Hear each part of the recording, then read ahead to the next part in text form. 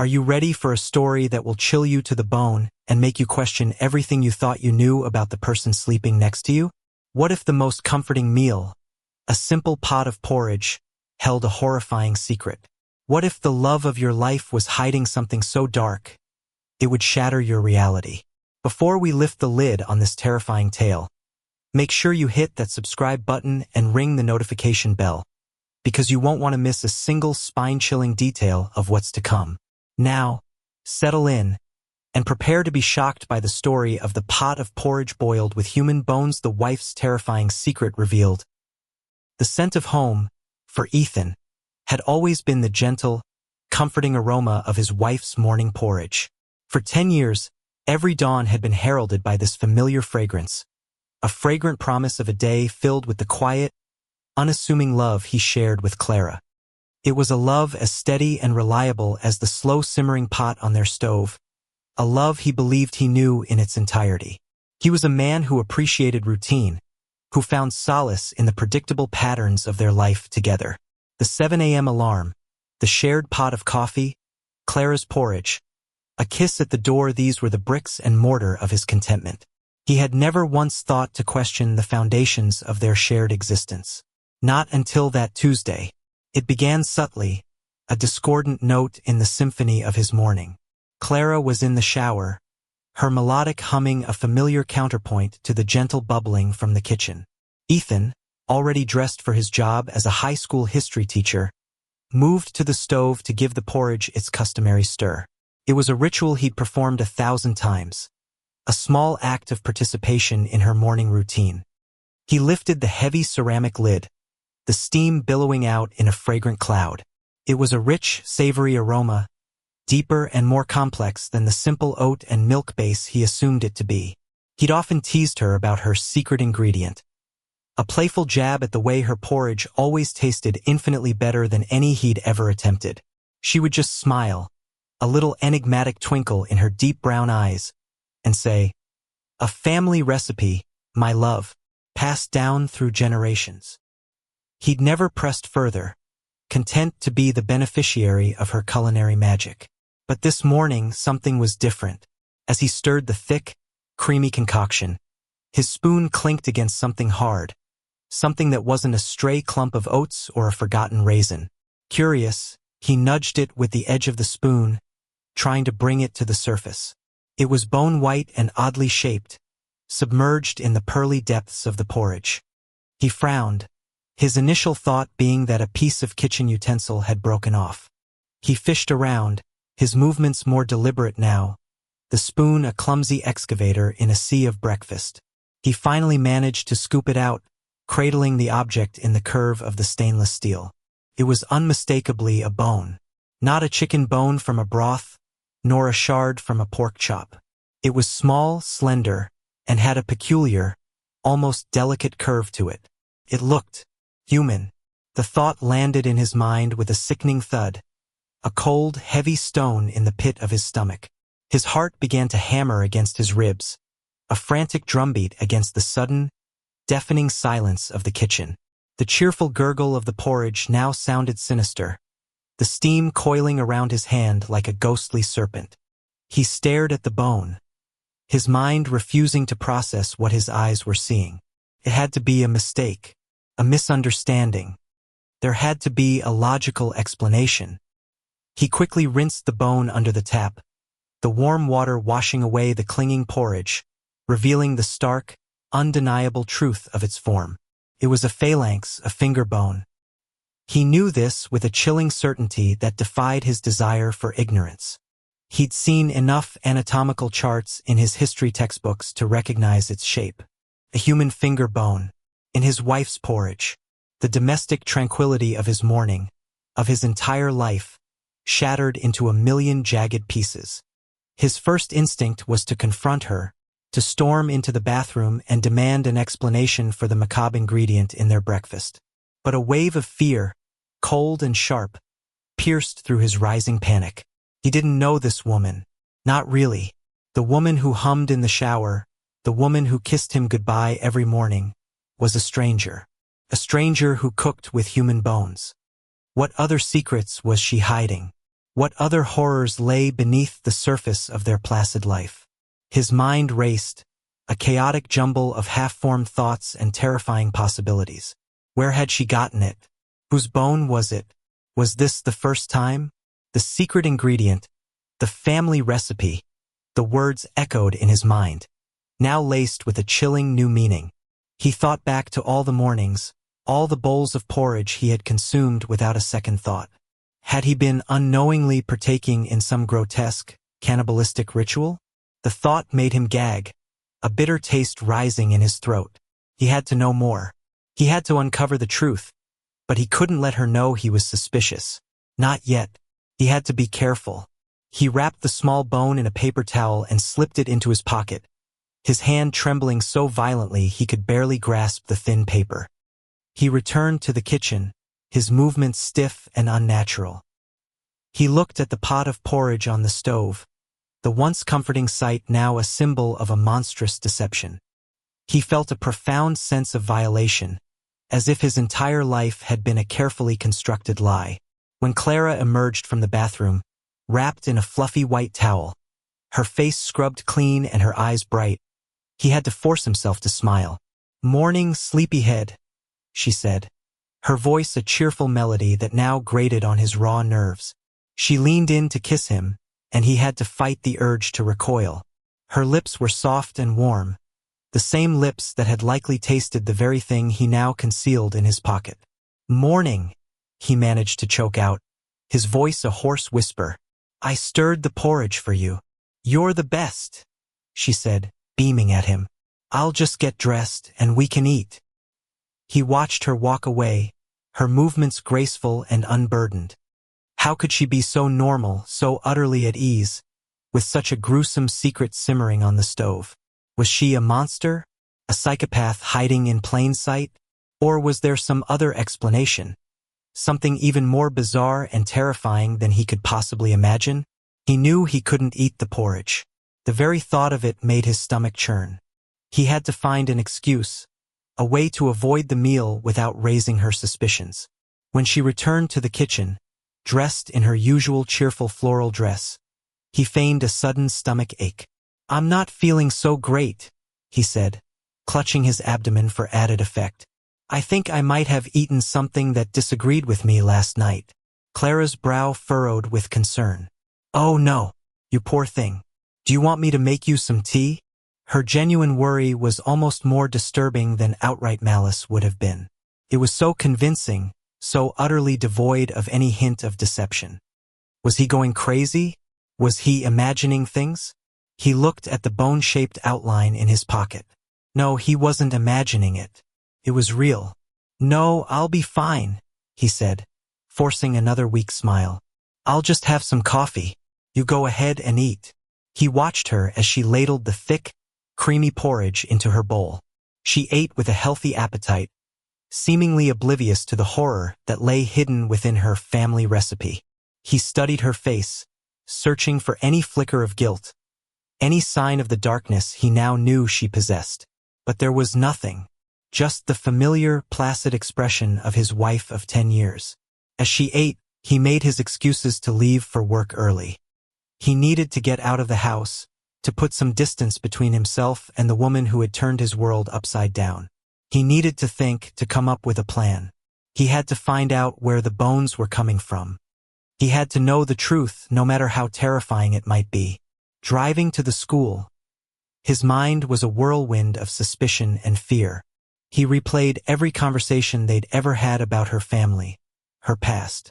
She'd always been vague, her stories filled with gaps and inconsistencies that he had, at the time, attributed to a poor memory or a desire for privacy.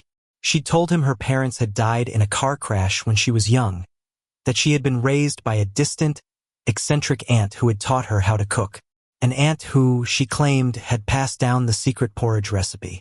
He had never met this aunt. Clara had always said she was a recluse, that she didn't like visitors. Now, he wondered if the aunt had ever existed at all. Was she just a cover story, a convenient fiction to explain away the origins of her ghoulish culinary practices? He arrived at the school in a daze, his colleagues' cheerful greetings barely registering. He went through the motions of his day, teaching his students about the rise and fall of ancient civilizations, his mind a million miles away, lost in the ruins of his own shattered life. He couldn't focus, his thoughts constantly returning to the small, terrifying object in his pocket.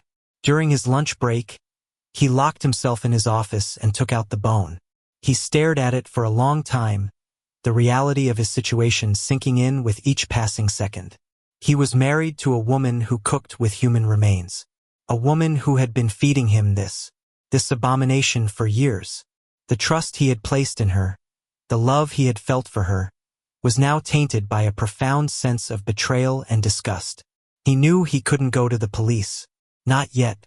What would he tell them? That he found a bone in his porridge? They would think he was insane. He had no proof, nothing but a single tiny bone and a head full of horrifying suspicions. He needed more evidence. He needed to find out where she was getting the bones. That evening, he returned home with a sense of dread he had never before experienced. The house, once his sanctuary, now felt like a trap, a stage for a macabre play in which he was an unwilling participant. Clara greeted him at the door with her usual warm smile, but now he saw something else in her eyes, a flicker of something he couldn't quite decipher.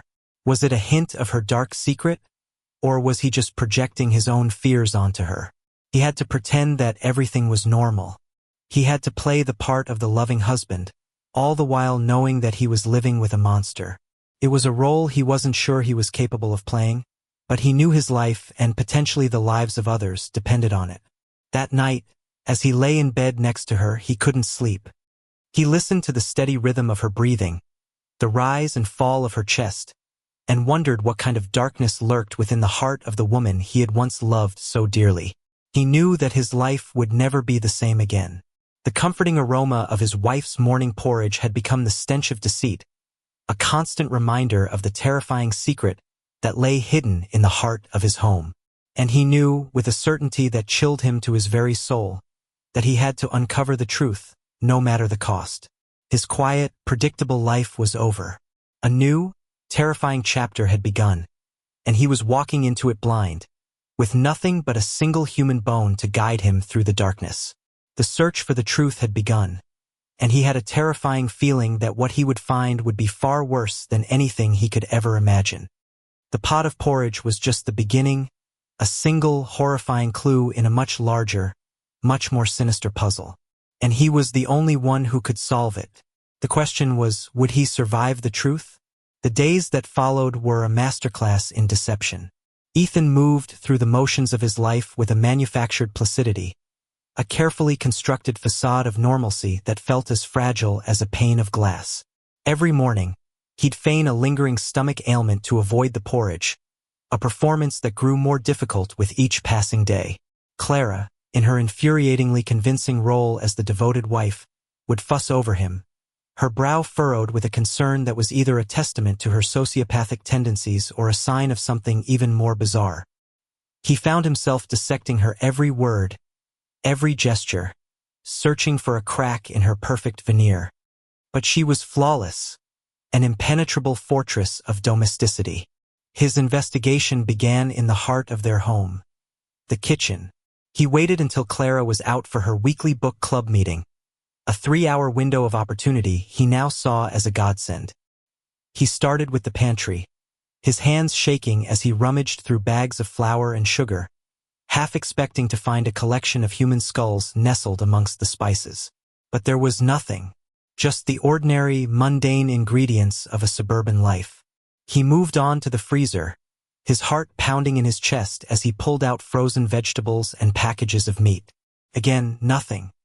He was starting to feel a sliver of doubt, a tiny voice in the back of his mind whispering that maybe he had overreacted, that maybe the bone was a fluke, a bizarre but ultimately innocent anomaly. But then he remembered the family recipe. If it was a tradition, a practice passed down through generations, then there had to be more. More bones, more secrets. He thought about the aunt, the mysterious, reclusive figure who had supposedly taught Clara her ghoulish culinary skills. He had no name, no address, nothing to go on. Clara had always been deliberately vague, and he had, in his blissful ignorance, never pressed for details. Now, that lack of curiosity felt like a colossal failure, a willful blindness that had allowed this horror to fester in the heart of his home. His search of the kitchen yielded nothing, and he was about to give up when his eyes fell upon the small, antique recipe box that sat on the counter. It was a beautiful thing, made of dark, polished wood, with intricate carvings of vines and flowers. It was one of the few things Clara had brought with her when they moved in together, a cherished heirloom from her family. He had never thought to look inside, respecting it as a private, sentimental object. But now it was a potential treasure trove of evidence, a possible key to unlocking the terrifying truth. He lifted the lid, a faint scent of cinnamon and something else, something vaguely metallic wafting out. Inside, he found a collection of faded, handwritten recipe cards, the ink a ghostly blue on the yellowed paper. He flipped through them, his eyes scanning the titles: Aunt Alara's apple pie, Grandma Rose's Sunday roast, Clara's comforting porridge. His breath caught in his throat. He pulled out the porridge recipe, his hands trembling as he read the familiar, elegant script. The ingredients were simple enough: oats, milk, a pinch of salt, a spoonful of honey. But at the bottom of the card, in a slightly different, more hurried hand, was a single, chilling instruction. For a richer flavor, add 1 memory. Memory. The word hung in the air, thick with unspoken meaning. What in God's name was a memory? He knew, with a gut-wrenching certainty, that it was a euphemism, a coded language for the unspeakable. The bones. The human bones. They were the memories. He felt a wave of nausea wash over him. This wasn't just a secret. It was a ritual, a tradition, a twisted form of remembrance. He looked at the other recipe cards, a new, horrifying suspicion dawning on him. Were they all tainted? Was every family recipe a monument to some forgotten soul? He had to find the source of the memories. If they weren't in the kitchen, then where? He thought about Clara's routine, her habits, the places she went. She was a homebody, her life a predictable orbit around their small house and garden. The garden. His mind seized on the image of Clara, kneeling in the soft earth, her hands covered in soil, a serene smile on her face. She loved her garden. She spent hours out there, tending to her roses and hydrangeas, her sacred space, as she called it. A new, terrifying thought began to take root in his mind. What if the garden was more than just a collection of flowers? What if it was a burial ground? The idea was so monstrous, so utterly at odds with the image of his gentle, flower-loving wife, that he almost dismissed it as a product of his own paranoia. But he had to be sure. He waited until the dead of night, until Clara was sound asleep, her breathing a soft, steady rhythm beside him. He slipped out of bed, his movements slow and deliberate, his ears straining for any sound that might betray his intentions. He crept downstairs and out into the backyard, the cool night air a shock to his system. The garden was bathed in the pale, ethereal glow of the moon. The roses, in full bloom, looked like drops of blood scattered across the darkness. The air was thick with their sweet, cloying scent, a fragrance that now seemed to conceal a deeper, more sinister odor. He didn't know where to start. The garden was her domain, a place he had rarely ventured into, content to admire her handiwork from the kitchen window. He looked for any signs of disturbed earth, any freshly turned soil. He found nothing. The garden was immaculate, a testament to her meticulous care. He was about to give up, to retreat back to the house and the illusion of safety, when his eyes fell upon a small, secluded corner of the garden, hidden behind a thicket of overgrown shrubs. It was a patch of earth that he had never noticed before, a place where the grass grew a little too long, the flowers a little too wild. It was a place of neglect, of deliberate concealment. He pushed his way through the shrubs, the thorny branches snagging at his clothes. And then he saw it, a small, simple, wooden cross, almost completely hidden by the overgrown foliage. It was weathered and gray, the wood splintered and soft with age. There was no name, no date, just the stark, silent symbol of a final resting place. His heart pounded in his chest, a frantic, terrified drumbeat. He knelt down, his fingers tracing the rough, uneven surface of the cross. Who was buried here? And were there others? He began to search the rest of the garden, his movements now frantic, his breath coming in ragged gasps. He found another cross, and then another, each one hidden in a forgotten corner, a secret grave marker in a garden of forgotten souls. There were at least a dozen of them, a silent, macabre congregation hidden beneath the beautiful, fragrant surface of his wife's sacred space. He felt a profound sense of horror and despair. His home, his sanctuary, was a cemetery. He was living on a burial ground, a place of secrets and lies. And his wife, the woman he had loved and trusted, was the keeper of these graves, the guardian of these forgotten souls. He didn't know what to do. He couldn't go to the police, not without more proof. The crosses were suspicious, but they weren't conclusive. He needed to know who was buried in his backyard. He needed to uncover the identities of the memories that his wife so casually stirred into their morning porridge. The next day, he called in sick to work, his mind too consumed by his horrifying discovery to even attempt to feign normalcy. He waited until Clara had left for a yoga class, her parting words, "Feel better, my love," now ringing in his ears with a chilling, mocking irony. He went out to the garden, a shovel in his hand, his heart heavy with a sense of dread and a grim, unwavering resolve. He chose the most secluded grave, the one hidden behind the thicket of shrubs, and began to dig. The work was slow and arduous, the earth hard and compacted. With each shovelful of soil, he felt a fresh wave of guilt and fear. He was desecrating a grave, disturbing the final resting place of a human being. But he had to know the truth. He had to know what his wife was capable of. After what felt like an eternity, his shovel hit something hard, something that wasn't a rock or a root. He dropped to his knees, his hands trembling as he cleared away the remaining soil. He uncovered the skeletal remains of a small animal, a cat or a dog, its bones brittle and yellowed with age. He felt a wave of relief so profound it almost brought him to his knees. It was just an animal, a beloved pet, buried with a simple, heartfelt memorial. He had been wrong. He had let his imagination run wild, his paranoia twisting the innocent into the sinister. He was about to fill the hole, to rebury the small creature and his own foolish suspicions, when he noticed something else in the loose soil, a small, metallic object, glinting in the afternoon sun. He picked it up, his fingers brushing away the dirt. It was a locket, small and heart-shaped, tarnished with age. He pried it open, his breath catching in his throat. Inside, on one side, was a faded black and white photograph of a young woman with a sad, gentle smile. On the other side, engraved in a delicate, looping script, was a name, Elara, the name from the recipe card. Aunt Elara's apple pie. The reclusive, eccentric aunt who had taught Clara how to cook. The woman he had been told was long dead. But this wasn't the grave of an old woman.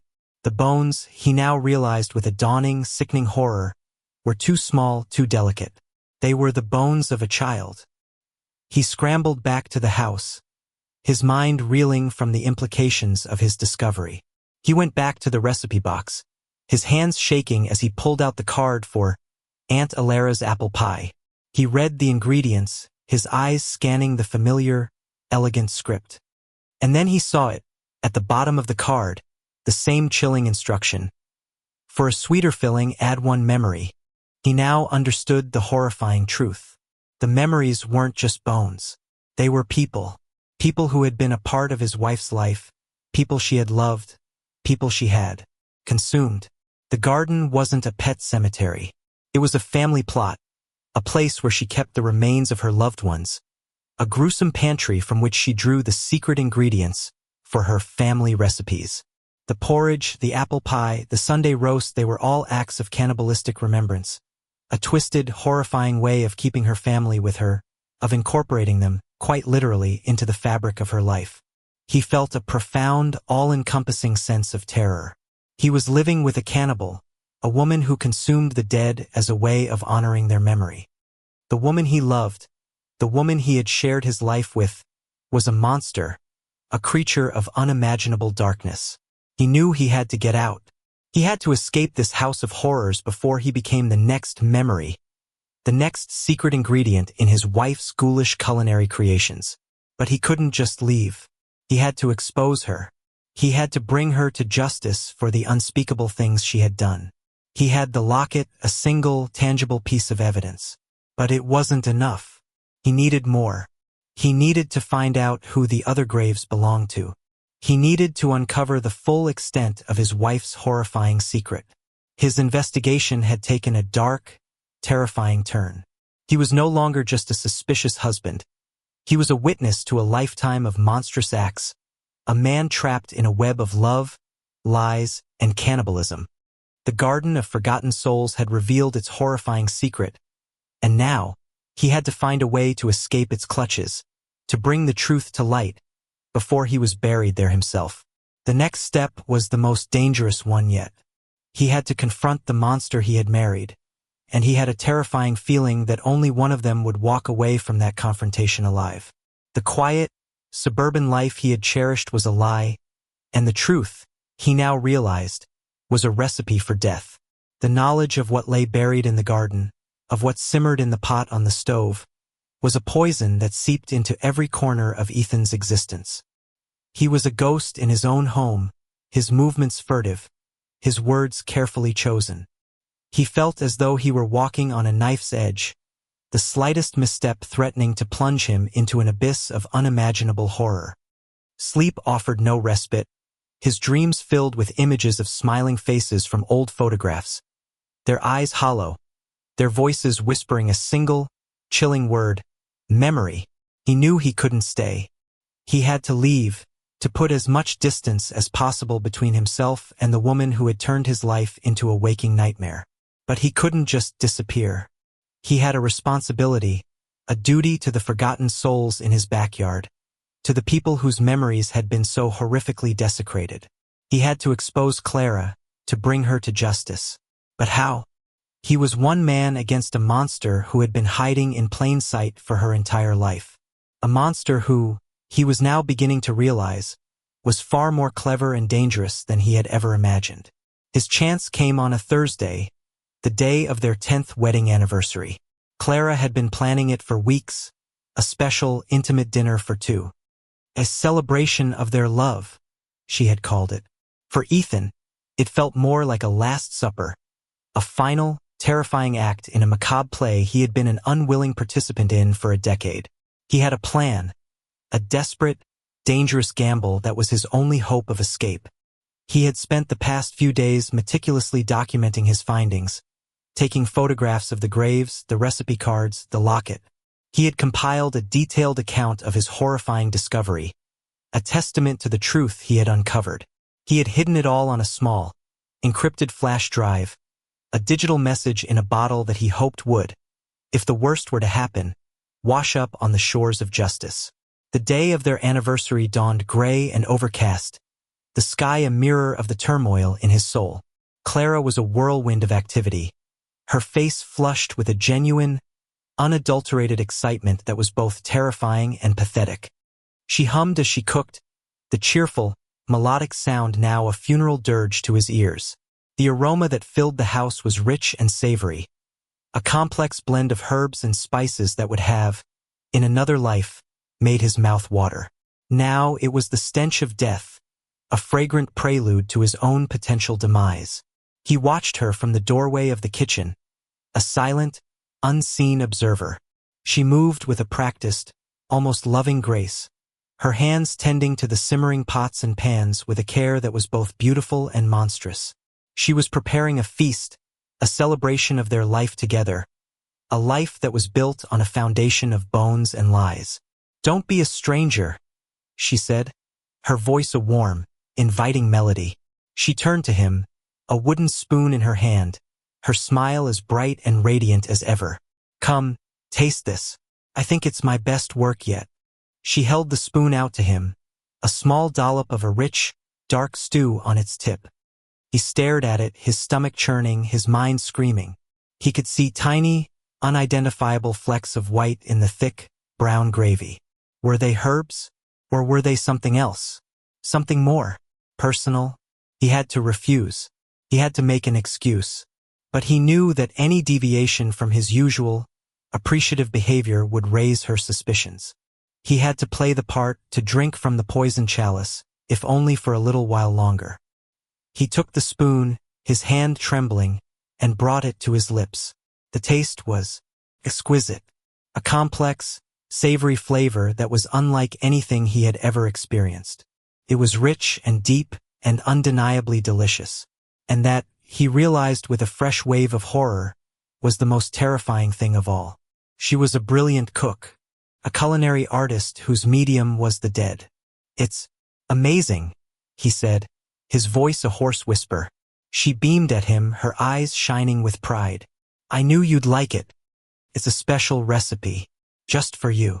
The rest of the day passed in a blur of forced smiles and stilted conversation.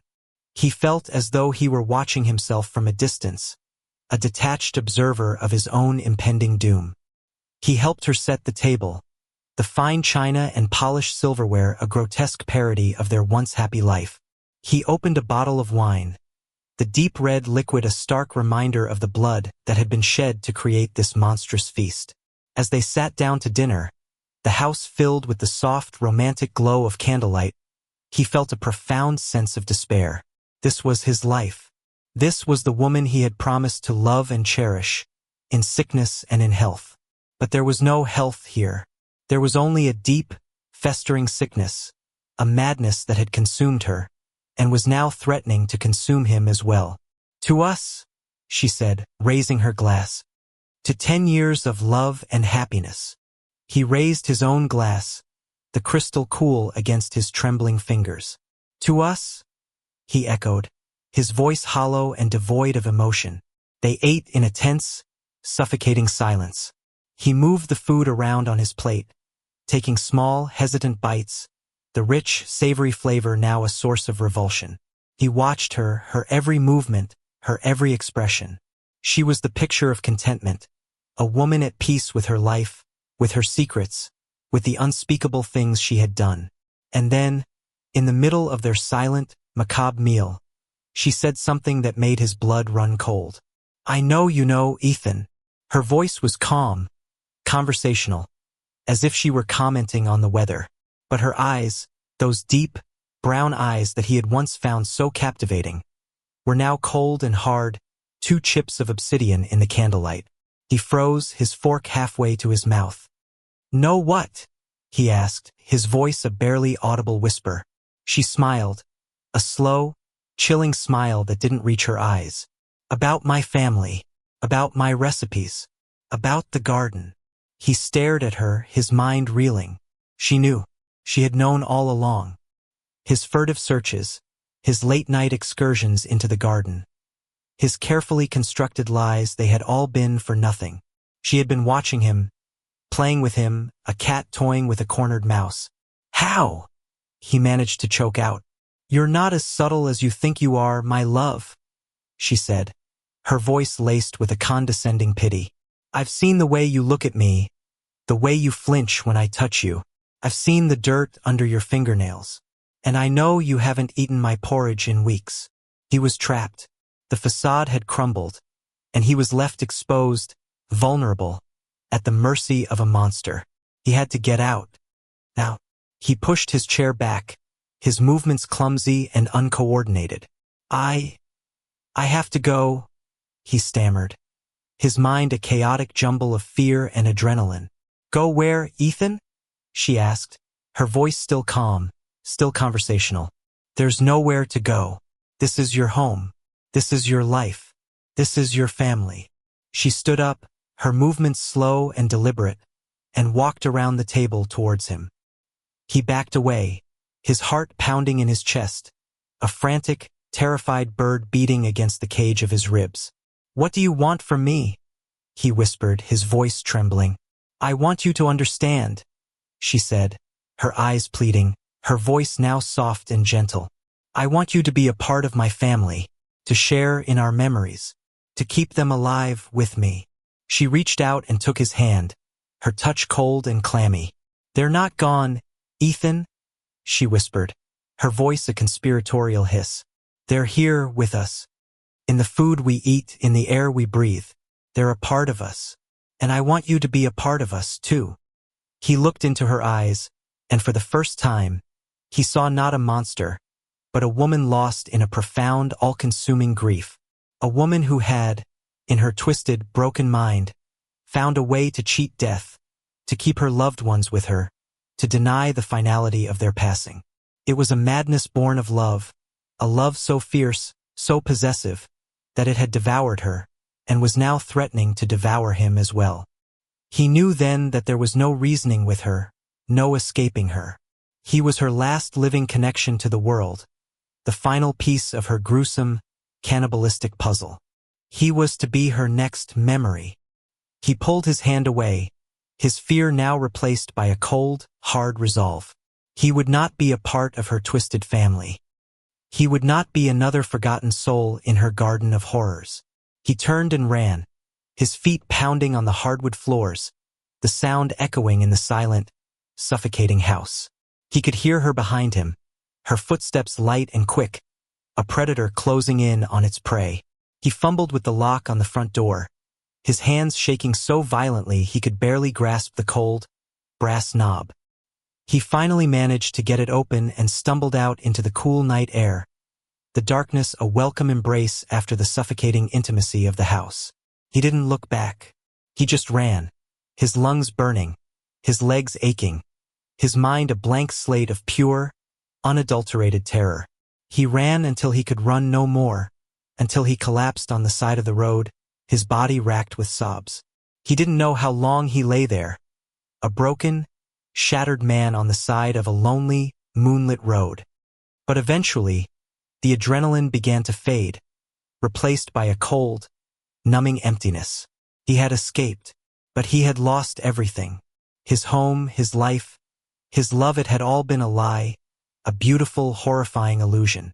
He reached into his pocket and pulled out the flash drive, the small, plastic object now the only thing that mattered. He had the truth, and he would not let it be buried. He didn't know what the future held. He didn't know if he would ever be able to trust again, to love again, to feel safe again. But he knew one thing for certain.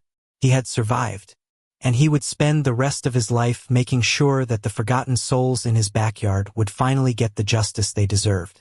The Last Supper was over, and a new, uncertain day was dawning, a day in which he would have to learn to live with the horrifying truth of what he had left behind, and the ghosts that would forever haunt his memory. The pot of porridge was empty, but the taste of its horror would linger on his tongue for the rest of his life.